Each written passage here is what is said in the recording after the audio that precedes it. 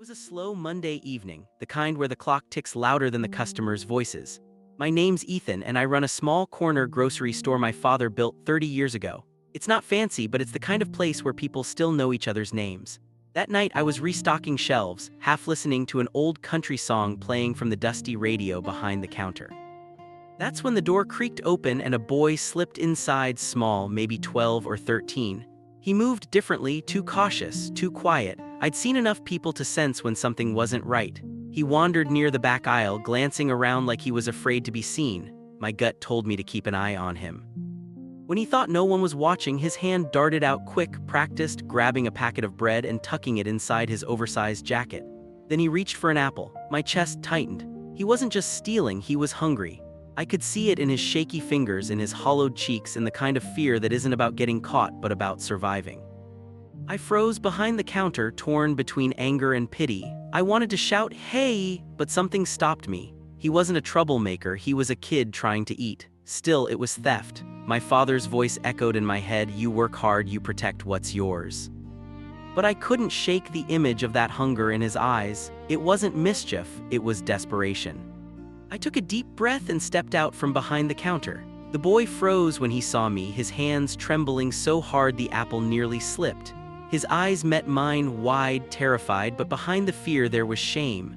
He whispered, "I'm sorry," and bolted toward the door. "Wait," I called, more instinct than command. He stopped at the threshold, shoulders heaving, already halfway into the night. "You forgot to pay," I said softly. My voice surprised both of us, calm, not angry. He turned, clutching the bread like it was the last thing he owned. "I didn't mean to, his voice cracked. My instincts warred against logic. Every rule of business said I should call someone, maybe his parents, maybe the police. But there was something about that kid, the way he stared at the floor, the way his voice broke, that reminded me of myself at that age. My dad wasn't rich, and we'd known hungry nights too. I sighed. "Come here," I said. "Sit down." He hesitated like he thought it was a trick.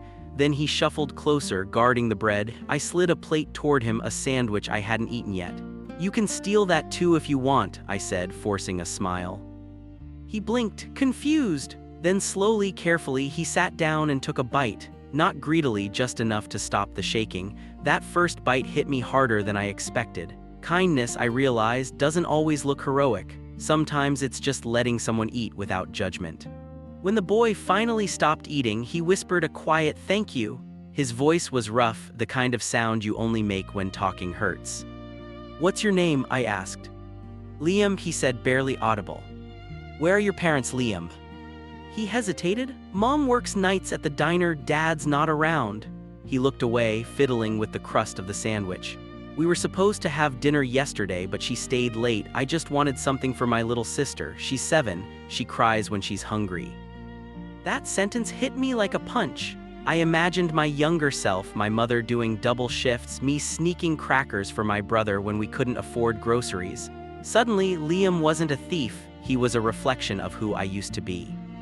I walked to the register, rang up the bread and the apples and bagged them. Then I handed it to him. "Tell your sister someone out there cares," I said. He stared at the bag like it was something sacred. "But I can't pay you." "You already did," I said, with honesty. He nodded slowly, eyes glistening. That small act, giving instead of punishing, changed something in me too. It reminded me that not every wrong deserves punishment. Sometimes it deserves understanding. After that night, I didn't see Liam for weeks. But something lingered, that reminder of quiet struggle happening right under my roof. I started keeping extra sandwiches behind the counter just in case. Some went to delivery drivers, some to single moms who came up short at the till. One evening, Liam came back, this time with coins jingling in his pocket. He placed them on the counter. "For last time," he said proudly. I didn't want to take it, but I could see how much it meant to him, so I nodded and slipped it into the register like it was the biggest sale of the day. He looked stronger, more confident, still wearing that same old hoodie but standing taller. Something strange happened after that. Other customers started noticing. Maybe it was my attitude, or maybe kindness is contagious. A woman behind him offered to pay for his sister's lunch snacks. A retired man dropped off a box of canned goods for whoever needs it.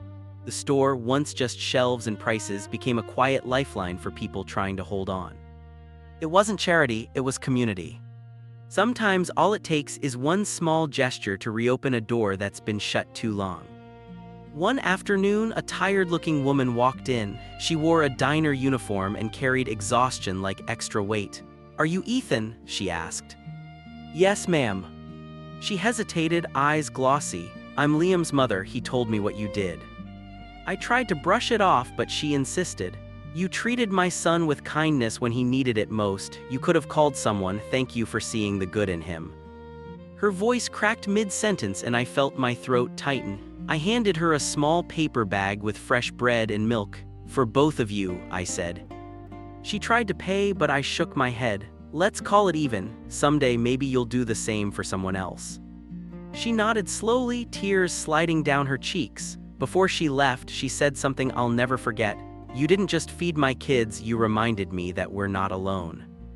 That night, I turned off the open sign and sat in silence, realizing that empathy doesn't weaken you. It anchors you to what really matters. Winter came hard that year. Sales slowed, bills didn't. I found myself cutting corners just to stay open. There were days I questioned my choices, wondering if kindness had made me too soft, too generous. Then one freezing morning, I found a note taped to the store door. It read, "Thank you for helping us when we needed it. We saved some money, hope this helps." Inside was a small envelope stuffed with neatly folded bills, $42, probably every spare cent they had. It had Liam's handwriting. That note did more than pay for groceries, it paid back my faith in people. It reminded me that goodness always circles back. Kindness isn't a transaction, it's a seed, and even in the coldest season, it finds a way to grow. 2 years later, a teenager walked into my store in a clean jacket and confident stride. I almost didn't recognize him until he smiled. "Ethan," he said, "it's me, Liam." He was taller now, clearer eyes, the kind that had seen hard times but made it through.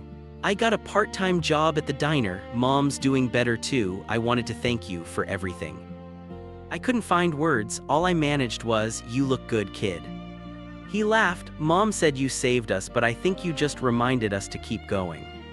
Before he left, he placed a folded note on the counter. "Someday, when I open my own store, I'll treat people like you treated me."